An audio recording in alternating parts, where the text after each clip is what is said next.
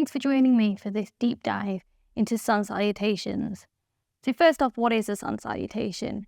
Traditionally, this is something you used to do to greet the sun, often done in the morning, the start of a new era, I guess. And this has evolved into something that actually is a staple in a lot of yoga classes. You might not even be told that you're doing one, but often it's incorporated in. So there are two sun salutation sequences actually, or two primary ones, A and B. Today I'm going to focus on A because it's the most common one. So I'm going to take you through it and then we can see what options and variations there are to make it work for you. So I'd encourage you to start at the top of your mat in a Tadasana mountain pose and then rise up on inhale, bring your arms up. You might actually have a little back bend and then dive forward into your forward fold on an exhale, inhaling flat back position, and then exhaling step back to high plank, into a Chaturanga, upward facing dog or cobra, and then downward facing dog. And then find your way to the top of the mat, whether that's stepping or jumping, halfway lift, exhale back down to forward fold, inhale root to rise, all the way up. Maybe you put a back bend in, and then hands to heart, maybe, or straight to your Tadasana. And that is one cycle of your sun salutation.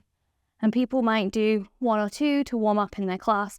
They might go up to even 108, which is a really common thing for greeting a new era. Often done at the equinox or a key moment in life. So yeah, I'm quite warm. You can tell it's not the easiest thing. You're definitely working the body, which is why it's a great warm-up. But it might not be suitable for you in that way. So other options, you can inhale up. You might decide not to take that back bend. And then you might roll down, particularly if it's a warm-up. You might not want to dive forward with a flat back. You bend your knees in your forward fold as much as you want. Arms in different positions. And then that forward fold, that halfway lift, you might have your hands on your shins, hands on your thighs. If your body allows it with a flat back, maybe hands to the floor as well. As you might be able to see, not super comfortable for me. I quite like my hands on my shins. That's the variation I found that suits me. And then when we come back down, instead of coming into a high plank, we might be like, actually, we're going to come to our knees today. And you might want to put hands underneath, blocks underneath your hands, maybe a blanket underneath your knees, but often there's not time in this flow. So hands to knees here, hands and knees here, lower all the way down to the ground. Instead of hovering in that Chaturanga, you might take a cobra here. And then up into your downward facing dog. You might want to walk up to the front in any way. Maybe that's one big step up to the front of your mat, maybe lots of little ones. Or you might take a jump to the front of your mat. Doesn't matter how far to the front you get, there's always a way to shuffle. You might be fine here. Forward fold, halfway lift with the same options as before, and then coming all the way up. And again, that back bend is totally optional. You don't need it, but you might want it.